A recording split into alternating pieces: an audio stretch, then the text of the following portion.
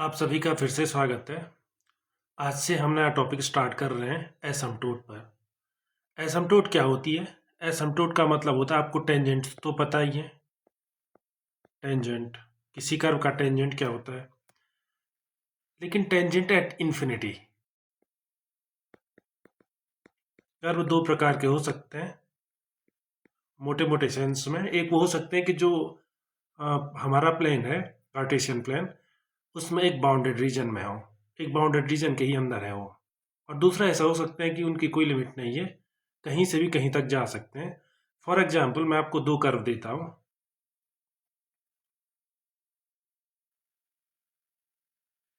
एक ये हो गई, ये हमारी एक्सिस सिस्टम हो गया। हमारी एक्सिस सिस्टम का काम करेगा ये। तो ये एक्स एक्सिस और ये वाई एक्सिस एज यूजुअल। ये एक्स एक्सिस हो गई, ये वाई एक्सिस हो गई। आपको लॉग एक्स का ग्राफ याद होगा, कुछ कुछ ऐसा होता है, कुछ कुछ ऐसा जाता है ये लॉग एक्स। ये कर्व है लॉग एक्स का।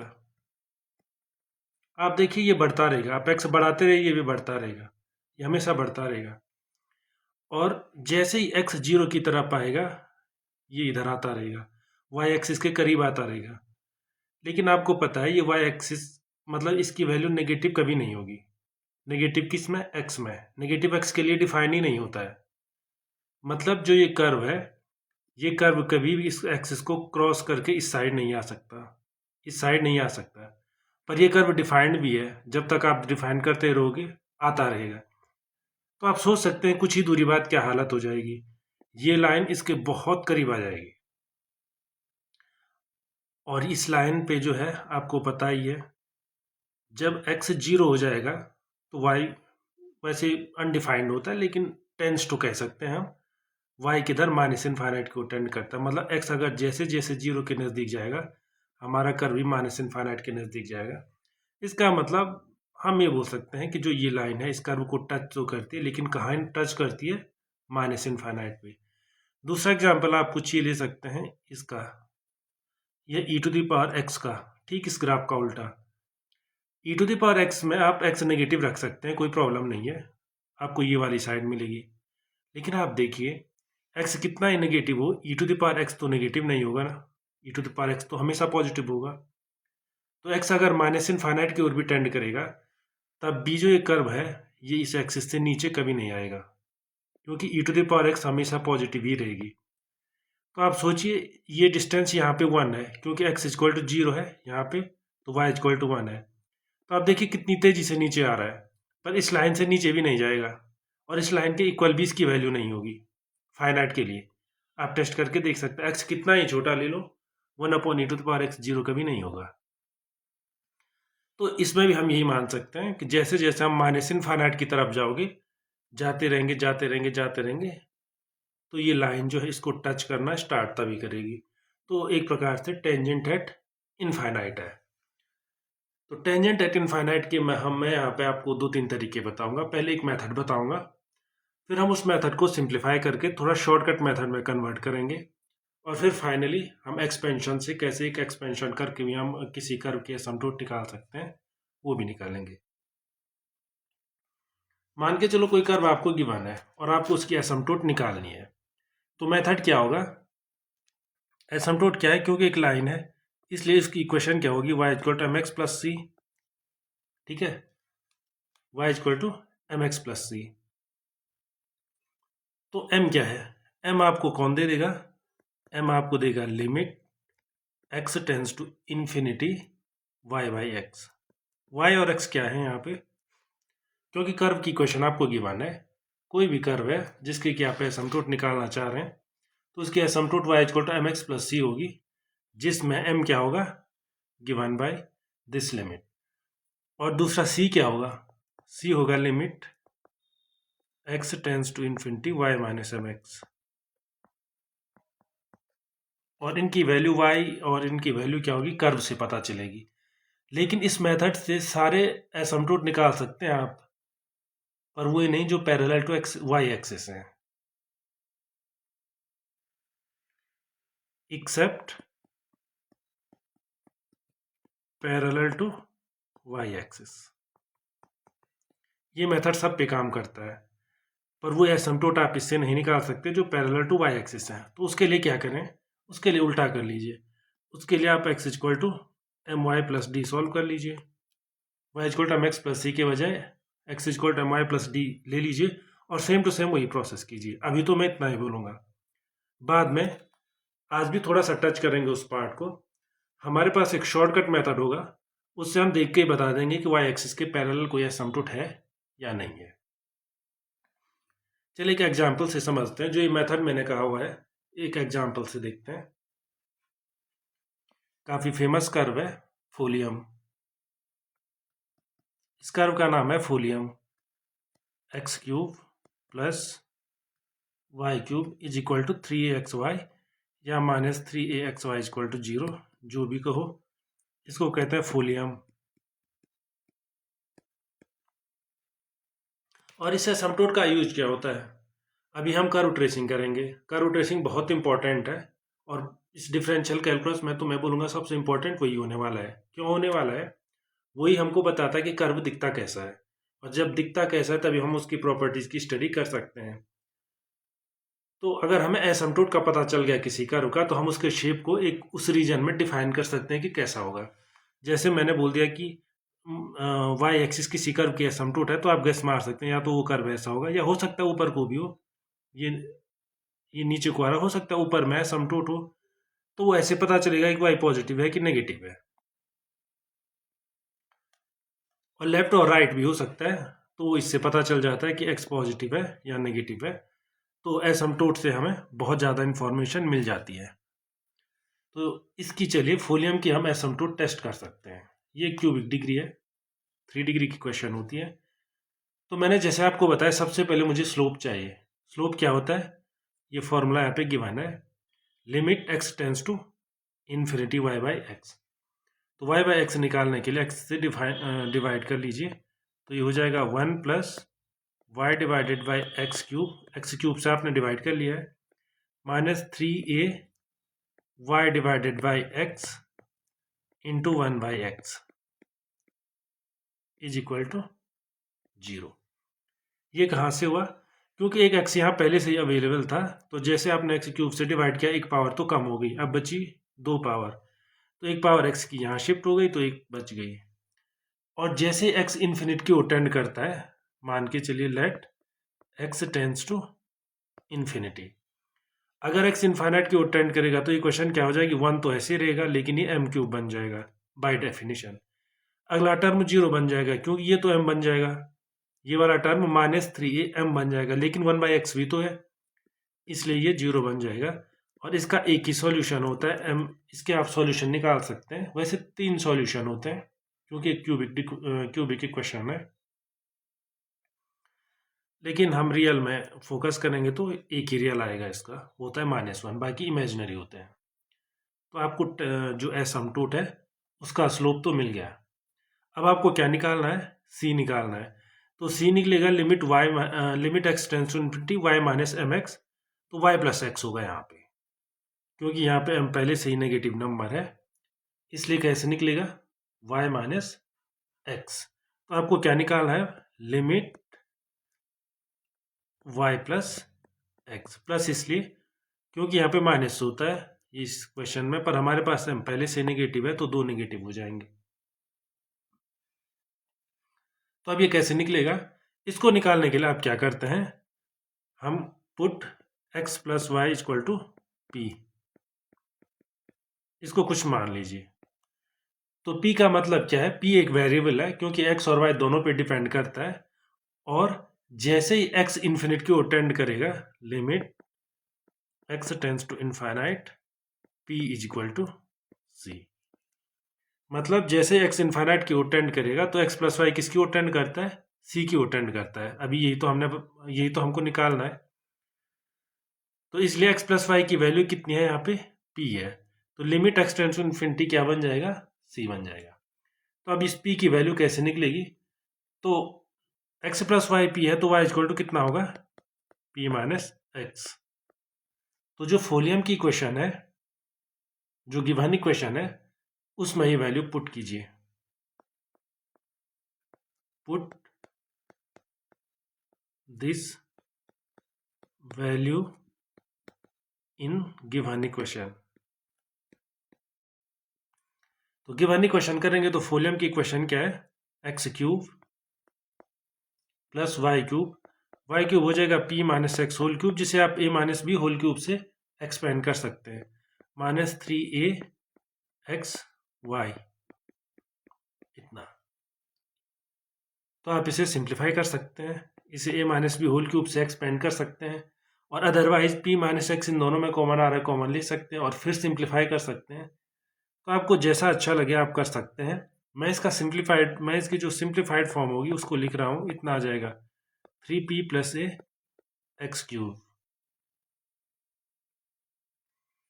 Minus 3p square plus a p, और इसके साथ आएगा x plus p cube is equal to 0। और अब आपको सॉरी, यहाँ पे क्यूब नहीं, यहाँ पे स्क्वायर आएगा, क्यूबिक। वो स्क्वायर इसलिए आएगा क्योंकि माइनस एक्स क्यूब और प्लस एक्स, ये एक्स क्यूब यहाँ पे है, एक माइनस एक्स क्यूब भी आ जाएगा, वो एक दूसरे को कैंसिल कर लेंगे, तो उसके बाद फिर कोई क्यूबिक आएगा नहीं, उसके बाद सारे क्या आ जाएंगे, क्वाड्रेटिक टर्म। तो ये करने के बाद अब आपको क्या करना है, limit x tends to infinite निकालना है।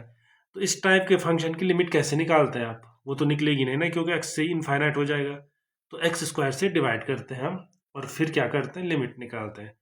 तो एक्स जैसे ही डिवाइड करोगे आप 3p plus a minus 3p square plus a p, पर साथ में 1/x भी आएगा, और plus p cube divided by x square is equal to 0। अब आप लिमिट क्या कर दीजिए, let x tends to infinity, आप क्या कर लीजिए, limit x tends to infinite. जैसे ही लिमिट इनफाइनाइट की ओर टेंड करेगी, 3 को तो कुछ होगा नहीं, p plus a p c बन जाएगा, a को भी कुछ नहीं होगा, माइनस यहाँ क्या हो जाएगा, 3p स्क्वायर कितना बन जाएगा, c square plus a P मतलब ए सी, बट 1/x भी तो है, और x इन्फाइनाइट की ओर टेंड कर रहा है, मतलब ये पूरी क्वांटिटी 0 की ओर टेंड कर रही है, मतलब ये भी पूरा 0 हो जाएगा, और इसके बाद भी 0 हो जाएगा, तो फाइनल कुछ नहीं मिलेगा, 3c plus a equal to 0 मिल जाएगा, तो c equal to minus a. तो आपके पास एसिम्पटोट होगी y equal to minus x minus a. तो ये लाइन होती है इसकी एसिम्पटोट फॉलियम की। तो इससे हमें बहुत जानकारी मिल जाती है, कम से कम इतनी जानकारी मिल गई, जैसे a इक्वल टू 1 ले लीजिए, तो y equal to minus x minus 1, ये इसकी एसिम्पटोट होगी। तो हम इतना तो गैस मार ही सकते हैं, ये कर्व दिखता कैसा होगा, वो अभी पूरा तो नहीं बता सकते हम, लेकिन हम ये बता सकते हैं कि y equal to x minus से कुछ ऐसी दिखती है, y equal to minus x minus से, एज इक्वल टू आप 1 ले सकते हैं, कोई प्रॉब्लम नहीं, 2 ले सकते हैं, कुछ भी ले लीजिए। ये इस कर्व की एसिम्पटोट है, तो या तो कर्व ऐसा होगा, या फिर कर्व ऐसा होगा, या फिर कर्व ऐसा होगा, कोई भी एसिम्पटोट हो सकती है इसकी। एसिम्पटोट तो ये लाइन है ना, तो या तो यूं आके हो सकता है इधर आ रहा हो, या हो सकता है यूं आकर के इधर जा रहा हो, पर आप फॉलियम की इक्वेशन से देख सकते हैं, फॉलियम की इक्वेशन जो है वो इस लाइन से नीचे कभी एग्जिस्ट ही नहीं कर सकता है, इस लाइन को पार ही नहीं कर सकता। इस लाइन पे वैल्यू कितनी होती है, एक्स प्लस वाई की ए के इक्वल। तो आप फॉलियम की इक्वेशन वो हम बाद में बताएंगे, बाद में सीख सकते हैं कि फॉलियम कभी भी इधर नहीं जाएगा, मतलब फोर्थ क्वाड्रेंट है, इसमें कभी नहीं जाएगा फॉलियम, नहीं जाएगा मतलब होगा तो इस लाइन के ऊपर ही होता है, ठीक है। तो कम से कम हमें पता इतना तो चल ही गया कि फॉलियम जो हमारे फॉलियम है, बाकी का शेप तो पता नहीं उसका, लेकिन इस लाइन के नज़दीक तो ऐसा शेप दिखता है उसका। चलिए आगे बढ़ते हैं।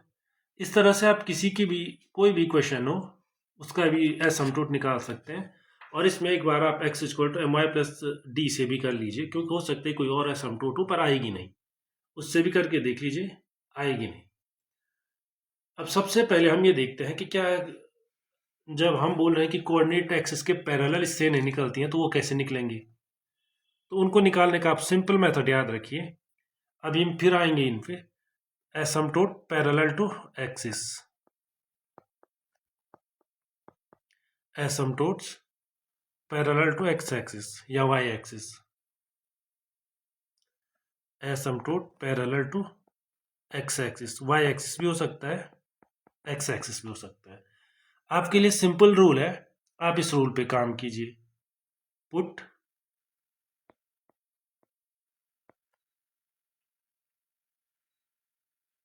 हाइस्ट डिग्री, वाई की जो हाइस्ट डिग्री टर्म का कोफिशिएंट है, put real linear factor of highest degree का, the coefficient of factor of the coefficient of highest power of y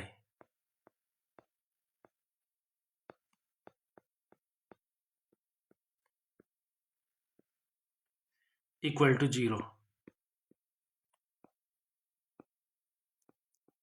इसको आप याद रखिए, आपने केवल इसका यूज करना है, सिंपल आपने इस फैक्ट को यूज करना है, ये मैंने लिख लिया है।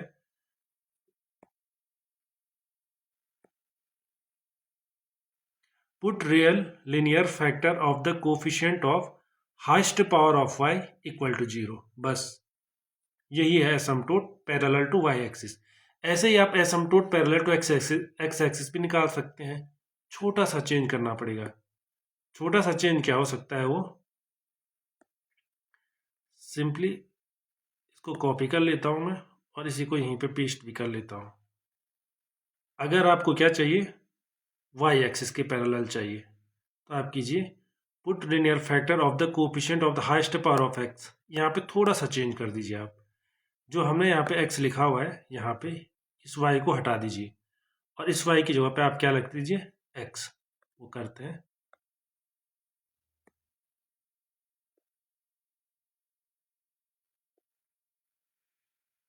और चेंज क्या है यहाँ पे, ऑफ एक्स इक्वल टू 0। ये क्या होगी, एसिम्पटोट पैरेलल टू एक्स एक्सिस। ठीक है, सेम टू सेम वही मेथड है, उसमें वाई एक्सिस के पैरेलल था तो वाई की हाइस्ट, जो भी वाई की हाइस्ट पावर है उसका सीधे कोफिशिएंट पकड़िए और 0 के इक्वल रख दीजिए, और इसमें क्या कर दीजिए, एक्स का हाइस्ट पावर का कोफिशिएंट पकड़ लिया और 0 के इक्वल रख दीजिए, आपको मिल जाएगा। एग्जाम्पल से समझिए, क्योंकि एग्जाम्पल से समझना हमेशा आसान होता है। क्वेश्चन वही है, find asymptotes, find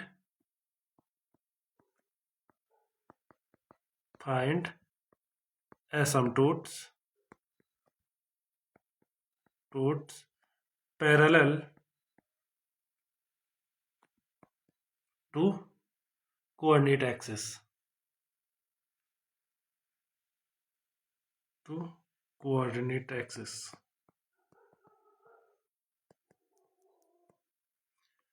coordinate axis पे किसका, गिवन कर्व का, कर्व की क्वेश्चन मैं आपको दे रहा हूं। मान के चलिए ये वाला इक्वेशन है, x square plus y square, इसको मल्टीप्लाई करो एक्स से, minus a y square equal to 0। इसकी एक्स एक्सिस या वाई एक्सिस, किस एक्सिस के पैरेलल निकाले, हो सकता है इसकी कोई और भी एसिम्पटोट्स हो, पर अभी हमारा उनमें कोई इंटरेस्ट नहीं है। अभी हम क्या समझना चाह रहे हैं, केवल कोऑर्डिनेट एक्सिस के पैरेलल कैसे निकलते हैं। तो y की मैक्सिमम पावर कितनी है, 2 है, साफ दिख रही, इसकी भी 2 है, यहाँ पे भी 2 है, थोड़ा रीअरेंज कर दीजिए, x cube plus y square x हो जाएगा, माइनस ए वाई स्क्वायर हो जाएगा, इज इक्वल टू 0। तो आप देख रहे हैं वाई स्क्वायर का कोफिशिएंट कितना है, आप एक साथ लिख सकते हैं, plus x minus a y square equal to 0, केवल समझने के लिए। y की हाइस्ट पावर जो अवेलेबल है वो 2 है, इस 2 पावर के कोफिशिएंट मतलब x माइनस ए को 0 रख दीजिए, तो ये इसकी क्या हो जाएगी, एसिम्पटोट। और आपको पता है by default x equal to जो लाइन होती है वो पैरेलल टू y एक्सिस होती है। ऐसे ही आप एक्स क्यूब पर भी जाइए, हाइस्ट पावर क्या है एक्स क्यूब की, एक्स क्यूब पर से मेरा मतलब है एक्स की हाइस्ट पावर को पकड़िए। तो आप देख रहे हैं ये हाइस्ट है, लेकिन इसका कोफिशिएंट 1 है, और 1 कभी भी 0 के इक्वल आप नहीं रख सकते हैं, क्योंकि 1 0 नहीं होता है। इसलिए एक्स एक्सिस के पैरेलल इसकी कोई एसिम्पटोट नहीं है। तो एक एग्जाम्पल तो ये हो गया।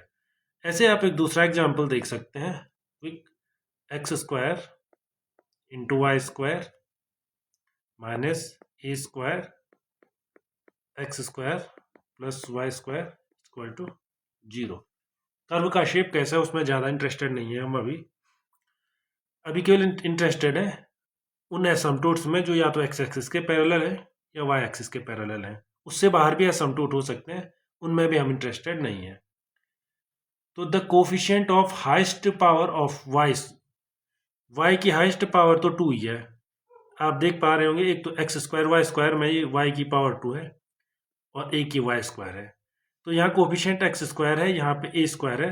तो वाई की हाइस्ट पावर का coefficient put equal to 0 means x square minus a square को 0 रखने की बात हो रही है। ठीक, इसका मतलब x plus a x minus a equal to 0 या is equal to x equal to a and x equal to minus a. दो एसिम्पटोट तो आपको मिल गई। ऐसे ही अब x की y की तो हम रख चुके हैं, अब x की हाइस्ट पावर कितना है, Y square minus a square. X की हाइस्ट पावर वाई स्क्वायर यहाँ पे है और x की हाइस्ट पावर 2 की पावर माइनस ए स्क्वायर वो यहाँ पे है। इसको भी आप 0 के इक्वल रखिए तो आपको क्या सॉल्यूशन मिल जाएगा, y equal to a y equal to minus a. तो आपको क्या मिल गई, एसिम्पटोट से मिल गई। आपको एक्स एक्सिस के पैरेलल भी एसिम्पटोट मिल गई, वाई एक्सिस के पैरेलल भी एसिम्पटोट मिल गई। पर ये मेथड तो आसान है जो अभी अभी मैंने बताया आपको एक्सिस के पैरेलल वाला, लेकिन ये वाला आपने देखा होगा शायद थोड़ा सा लंबा हो सकता है, थोड़ा सा लंबा। तो इस मेथड को हम सिंप्लीफाई कर सकते हैं। हम कर क्या रहे हैं इस मेथड में, आप देखिए आपने m कैसे निकाला इस वाले मेथड में। आपने ये किया एक्स क्यूब से डिवाइड किया, क्योंकि 3 डिग्री इक्वेशन थी। आपके सामने पे जो फोलियम है ये 3 डिग्री की इक्वेशन है। ये देखो एक्स की भी पावर 3 है, वाई की मतलब 3 डिग्री के टर्म है इसमें, और उसके बाद 2 डिग्री के टर्म है, और डिवाइड किससे किया आपने, एक्स क्यूब से। तो बेसिकली आपने एक्स क्यूब से डिवाइड किया, मतलब जहाँ पे एक्स क्यूब के टर्म थे वहाँ पे 1 रखा है, एक्स की जगह पे 1 रखा है, तभी तो एक्स क्यूब से डिवाइड हुआ। और जो वाई क्यूब वाला टर्म था उसके नीचे एक्स आ गया, तो वाई बाई एक्स बन गया, और उस वाई बाई एक्स को ही तो आपने एम बोला है। इसका मतलब आपने x की जगह पे तो 1 रखा है, लेकिन y की जगह पे m रखा है। पर इन छोटे टर्म के बारे में क्या, जैसे ये तो खुद ब खुद 0 हो जाएंगे। जैसे ही आप एक्स क्यूब से पूरी क्वेश्चन को डिवाइड करेंगे तो जो क्यूबिक टर्म है वो तो बचे रहेंगे, लेकिन क्यूबिक के बाद क्वाड्रेटिक है चाहे लीनियर है वो सारे 0 हो जाएंगे। क्यों 0 होंगे, क्योंकि आपने x की बहुत बड़ी पावर से डिवाइड कर दिया है। अगर आप x टू द पावर 4 से डिवाइड करते हैं तो ये भी 0 हो जाएगा, ये भी 0 हो जाएगा, है ना, क्योंकि 1/x आ जाएगा। इसका मतलब 3 डिग्री वाले टर्म में हम जब भी 3 से डिवाइड कर रहे हैं तो केवल वही टर्म बचेंगे x और y के जहां डिग्री 3 है, उससे छोटे वाले टर्म सारे खत्म हो जाते हैं। बस इसी को समझिए आप। तो हम ऐसा भी तो कर सकते हैं, x की जगह पे 1 रख लो, y की जगह पे m रख लो और उसी को सीधे 0 रख लो। इसका मतलब वही हम अब आगे थोड़ा फॉर्मली लिख लेते हैं। ये मेथड भी अच्छा है, मेथड नंबर 2 बोल दीजिए, जो पहले मेथड से शॉर्ट है थोड़ा। तो दोनों मेथड याद रखिए, कभी कभी ऐसा होता है शॉर्टर मेथड, आप एक मेथड को भूल गए तो दूसरा यूज कर लीजिए। शॉर्टर मेथड क्या है, मान के चलिए आपके पास कोई भी अलजेब्रा की क्वेश्चन है, किस टाइप की है, मान के चलिए un plus un minus 1 plus un minus 2, और ऐसे आप चलते रहेंगे, plus u2 plus u1 plus u0 भी हो जाएगा, प्लस u0 इक्वल टू, ये u क्या है, ये होमोजीनियस टर्म है। जैसे अभी आपने फोलियम की इक्वेशन देखी या कोई और इक्वेशन देखी, ये फोलियम की इक्वेशन है, तो इसमें u3 है। u3 क्या है, 3 डिग्री के सारे टर्म, होमोजीनियस जिन्हें आप बोल सकते हैं 3 डिग्री के टर्म, क्योंकि कुछ 3 डिग्री के होंगे, कुछ 2 डिग्री के होंगे, इक्वेशन कैसी भी हो सकती है। उसमें आप 3 डिग्री के सारे टर्म एक जगह पे रख लीजिए, 2 डिग्री के एक जगह पे लिख लीजिए, 1 डिग्री के एक जगह पे रख लीजिए, और फाइनली कांस्टेंट कई हैं तो उनको सबको एक जगह पे रख लीजिए, वो 0 डिग्री के हो जाएंगे। तो वही इसमें किया जा रहा है, जो मैं यहाँ पे लिख रहा हूँ। n डिग्री के जितने टर्म है उनको एक जगह पे रखो, n-1 की एक जगह पे रखो, n-2 की एक जगह पे रखो। क्यों? अब आप x⁴n से डिवाइड कर दो, और x⁴n से डिवाइड करोगे, वो मैं कर नहीं रहा हूं, आप चाहे तो अपने प्रैक्टिस के लिए कर सकते हैं।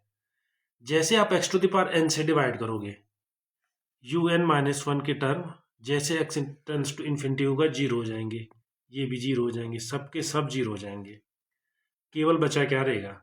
un बचा रहेगा, जैसे कि फॉलियम में हो रहा था। तो अब आप क्या कर लीजिए, जैसे आप ऐसा करते हैं तो आपको एक चीज मिलती है, उसको आप फाई n कह सकते हैं। un के करस्पॉन्डिंग वो है फाई n। फाई n की वैल्यू कितनी हो जाएगी? फाई n ऐसे भी लिख सकते हैं आप, या ब्रैकेट में भी लिख सकते हैं, फाई m। n में भी लिख सकते हैं, m में भी लिख सकते हैं। m में यूजुअली हम स्लोप m से डिनोट करते हैं, तो m से लिखिए आप। फाई m क्या होगा? फाई m का मतलब होगा put x equal to 1, y equal to m in un। un क्या है? जो भी कर्व आपके पास है उसके पास मैक्सिमम n डिग्री के कितने टर्म है उनको एक साथ रख दीजिए। जैसे फॉलियम की इक्वेशन है x³ + y³ - 3axy equal to 0। तो क्या बोल रहे हैं हम? x की जगह पे 1 रखिए, तो 1³, y की जगह पे m रखिए, m³ बाकी सारा भूल जाइए, इक्वल टू 0। तो पिछली बार भी तो यही मिली थी हमको, तो वही मेथड हमने सिंप्लीफाई कर दिया है। पिछली बार हमने उसी मेथड को यूज किया था, लेकिन इस बार थोड़ा सा सिंप्लीफाई कर दिया है। सिंप्लीफाई यही किया हुआ है कि सारे टर्म लिखने की जरूरत नहीं है, आप सिर्फ एक टर्म को पकड़ दीजिए। ठीक है? अब क्वेश्चन है कि सी कैसे निकलेगा? ये तो निकल गया, तो सी भी आप ऐसे ही सिंप्लीफाइड तरीके से उसी तरीके से निकालिए जैसे पहले निकाल सकते हैं इस इक्वेशन में। तो आप देखेंगे एसिम्प्टोट निकालने के लिए फाई एम निकालेंगे आप। फाई एम क्या है? Put x equal to 1, y m equal to 0 in un, और फाई एम को 0 पुट कर दीजिए। इससे आपकी m, इससे जो है m की पॉसिबल वैल्यू मिल जाएंगी, जो भी होंगी। m1 होगी, कोई दूसरी m2 होगी, m3 होगी। ज़्यादा से ज़्यादा कितनी होंगी? ज़्यादा से ज़्यादा उतनी होंगी जितनी m की डिग्री होगी। m की डिग्री अगर 2, जैसे अभी हमारे वॉल्यूम वाले केस में 3 है, तो इसका मतलब इस पॉलिनोमियल की 3 से ज़्यादा रूट नहीं हो सकते, मतलब 3 से ज़्यादा एसिम्प्टोट भी नहीं हो सकती। ठीक है? और इन जनरल अगर आपके पास n डिग्री का टर्म है, n डिग्री जैसे यहाँ पे un है, अभी हम देखेंगे और एग्जाम्पल देखेंगे, तो यहाँ पे फाई एम भी n डिग्री का आएगा, n डिग्री का पॉलिनोमियल, और n डिग्री के पॉलिनोमियल के n से ज़्यादा रूट हो भी नहीं सकते हैं। तो नहीं हो सकते हैं, इसका मतलब n से ज़्यादा एसिम्प्टोट भी नहीं हो सकती हैं। अब c कैसे निकालेंगे आप? c भी बिल्कुल वही मेथड है, लेकिन जैसे उसे सॉल्व करेंगे आप, तो आपको क्या आ जाएगा? एक माइनस साइन आप बाहर रख लीजिए, और जो फाई n है उसको डिफ्रेंशिएट कर दीजिए, फाई n डैश m, और ऊपर एक कम, फाई n-1। तो ये फाई nm, n नीचे से रख लीजिए और यहाँ पे n कर दीजिए। ये n का मतलब क्या है? फाई nm, n का मतलब है n डिग्री का जो पॉलिनोमियल है। पॉलिनोमियल नहीं भी हो सकता, रैशनल फंक्शन भी हो सकता है, कुल मिला के होमोजीनियस इक्वेशन है वो वाला n। और ये लिखना जरूरी इसलिए क्योंकि n-1 के भी डिग्री आएंगे, टर्म आएंगे, n-2 के भी आएंगे, जैसे इसमें 2 टर्म का रेशियो आ रहा है। तो बस अगर आप सिंपल इस मेथड को फॉलो करेंगे तब भी आपको एसिम्प्टोट मिल जाएगी। करना क्या है, ये मैंने लिख लिया है, एक एग्जाम्पल से करते हैं, एग्जाम्पल से क्लियर हो जाएगा। फॉर एग्जाम्पल मान के चलिए आपको इस जो कर्व मैं लिख रहा हूं इसकी आपको एसिम्प्टोट निकालनी है। 2x³ - x² y + 2xy² + y³ - 4x² + 8xy - 4x + 1 = 0। इसकी एसिम्प्टोट निकालिए। तो फिर से वही मेथड कर सकते हैं आप जो मैंने बताया था, पहले x³ से डिवाइड कर दीजिए। तो बेसिकली वो मेथड रिड्यूस होकर सेकंड वाले मेथड, शॉर्टर मेथड पे आ जाता है। तो इसमें कितनी डिग्री है? मैक्सिमम 3 डिग्री टर्म ये है, ये भी है, ये भी है, ये भी है, इसके बाद 2 डिग्री टर्म है। तो हमें क्या मिल जाएगा? फाई 3 n यहाँ पे लिख रहे हैं हम, फाई 3 m। फाई 3 m क्या होगा? इसमें x की जगह पे 1 रख लीजिए, 2 into 1 cube minus 1 square into m plus 2 into 1 into m square plus m cube. आपने क्या किया? x इक्वल टू 1 रख लिया, y equal to m cube रख लिया और इसको 0 पुट कर दो, y इक्वल टू m रख दिया। और आप करके देखिए पिछले वाले मेथड से तभी यही मिलेगा, पिछले वाले मेथड से भी आप कीजिए। आप x क्यूब से पूरी क्वेश्चन को डिवाइड कर लीजिए, डिवाइड करने के बाद limit x tends to infinite लीजिए, आप देखेंगे क्वाड्रेटिक लीनियर कांस्टेंट सारे गायब हो जाएंगे, ये बच जाएगा और यही इक्वेशन आपको मिलेगी जिसकी वैल्यू है m क्यूब, यहाँ पे आप देख लीजिए, minus 2m square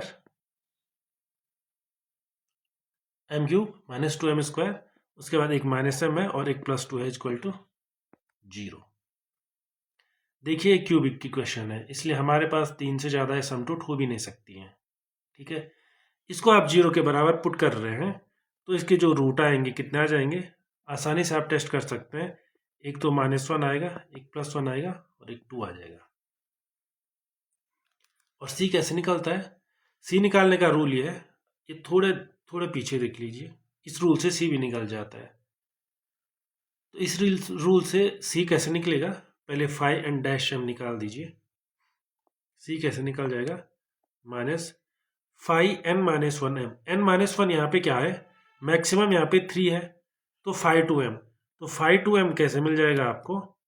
same to same वही मेथड, 2 डिग्री के जितने भी टर्म है तो मुझे 2 डिग्री के केवल ये 2 दिख रहे हैं, ठीक है, और कोई 2 डिग्री का है नहीं है।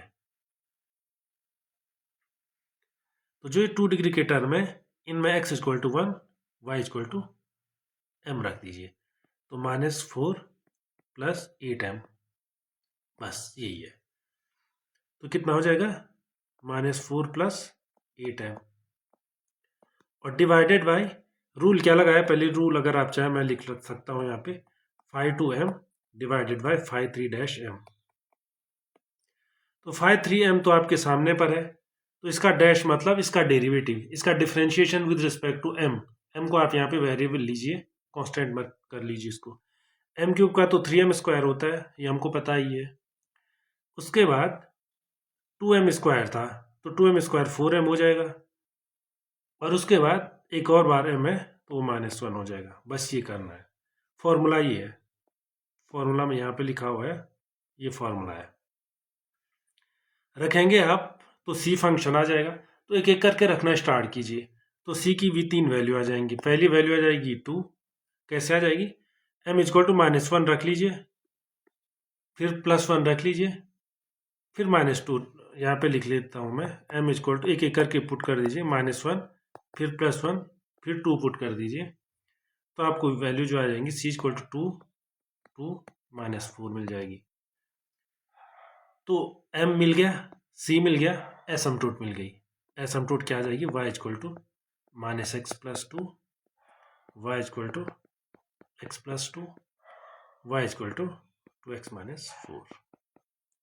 तो इस शॉर्टर मेथड में क्या थोड़ा डिफरेंट है, आप डिफरेंशिएशन का यूज कर सकते हैं और आपको जो भी क्वेश्चन पूछा जाएगा आप सीधे इस मेथड का यूज कर सकते हैं।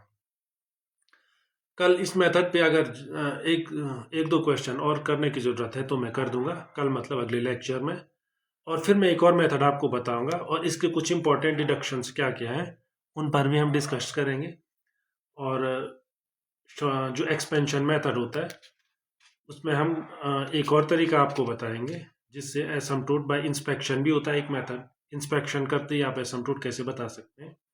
तो अगले लेक्चर में उन सब पर बात करेंगे। Thank you.